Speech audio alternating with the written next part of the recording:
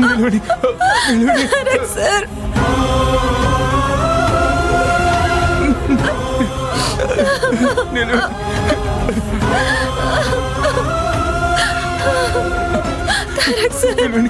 నిలవండి.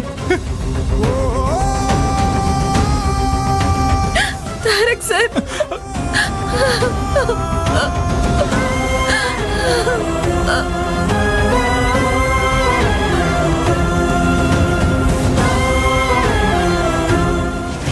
Tarak sir Tarak sir ఎలా ఉన్నారు Tarak sir?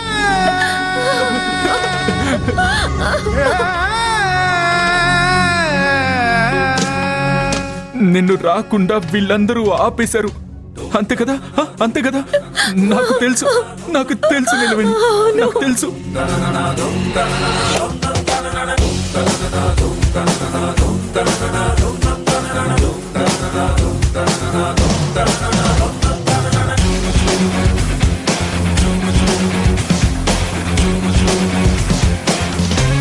ఆగండి.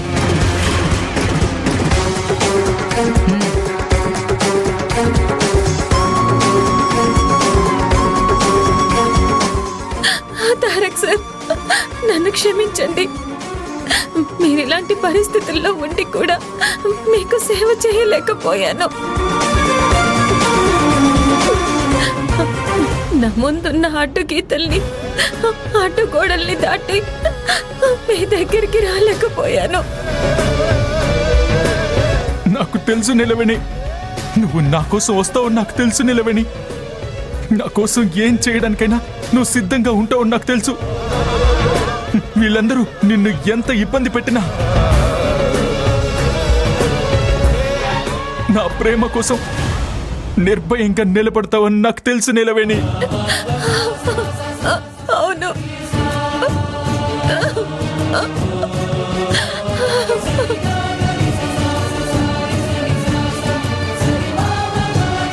అవును తారక్ సార్, నేను మిమ్మల్ని వదిలి ఎక్కడికి వెళ్ళగలను?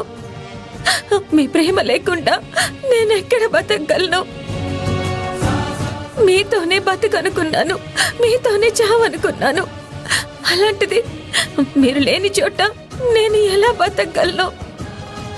ఎవరెన్ని ప్రయత్నాలు చేసినా మనల్ని ఆపలేకపోయారు చూసావా? అవును,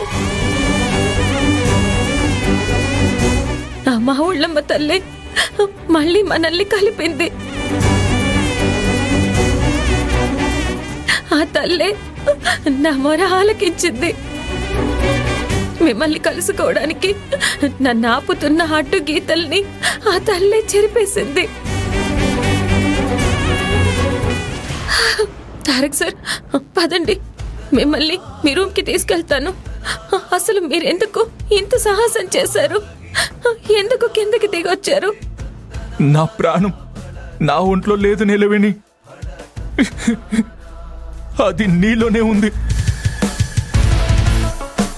నీ రూపంలో నా ప్రాణం ఇక్కడిక్కడే తిరుగుతూ ఉంటే నేను మాత్రం నిశ్చింతగా ఆ గదిలో పడుకోగలనా?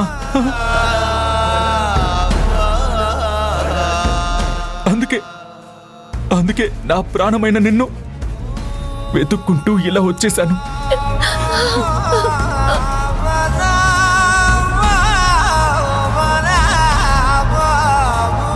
సరే తారక్ సార్, లేవండి, మీ రూమ్కి వెళ్దాం. లేవండి.